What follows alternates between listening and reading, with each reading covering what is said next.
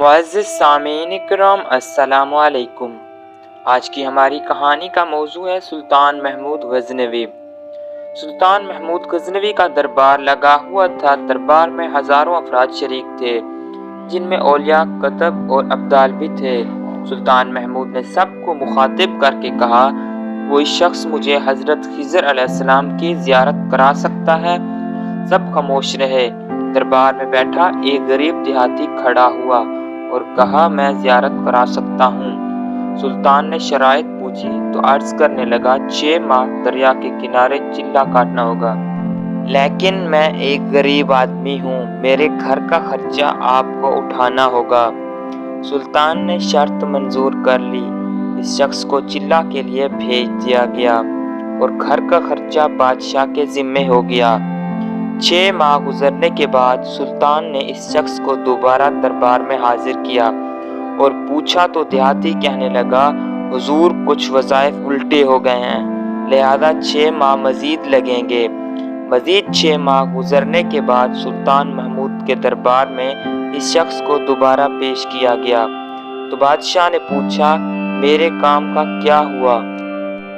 ये बात सुन के देहाती कहने लगा, बादशाह सलामत, मैं कहाँ गुनाहगार और कहाँ हज़रत खिज़र अलैहिस्सलाम।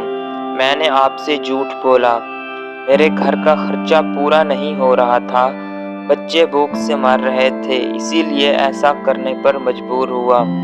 सुल्तान महमूद गज़नवी ने अपने एक वज़ीर को खड़ा किया और पूछा, इस शख्स की सज़ा क्या है? वज़ीर ने कहा, सर, इस शख्स ने बादशाह के साथ झूठ बोला है, लिहाजा इसका गला काट दिया जाए। दरबार में एक नूरानी चेहरे वाले बुजुर्ग भी तशरीफ फरमा थे। कहने लगे, बादशाह सलामत, वजीर ने बिल्कुल ठीक कहा।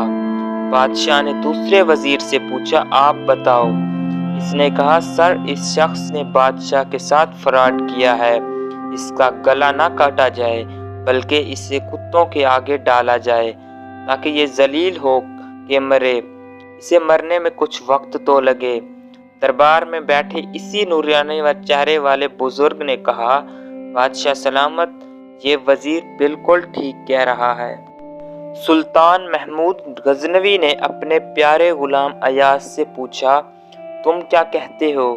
अयाज ने कहा, बादशाह सलामत, आपकी बादशाही से 1 साल एक गरीब के बच्चे पलते रहे, आपके खजाने में कोई कमी नहीं आई और ना ही इसके झूठ से आपकी शान में कोई फर्क पड़ा।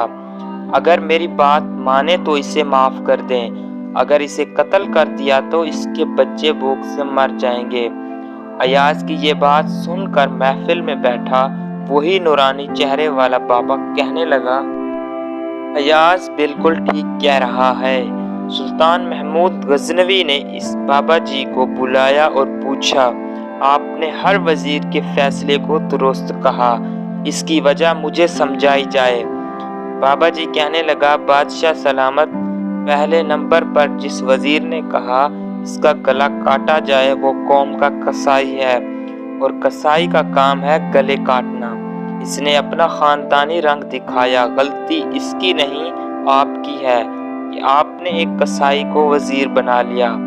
दूसरा जिसने कहा इसे कुत्तों के आगे डाला जाए, उस वजीर का वालिद बादशाहों के कुत्ते नहलाया करता था, कुत्तों से शिकार खेलता था, इसका काम ही कुत्तों का शिकार है, तो इसने अपने खानदान का तारुफ करवाया। आपकी गलती है कि ऐसे शख्स को वजारत दी। जहां ऐसे लोग वजीर हों वहां लोगों ने भूख से ही मरना है।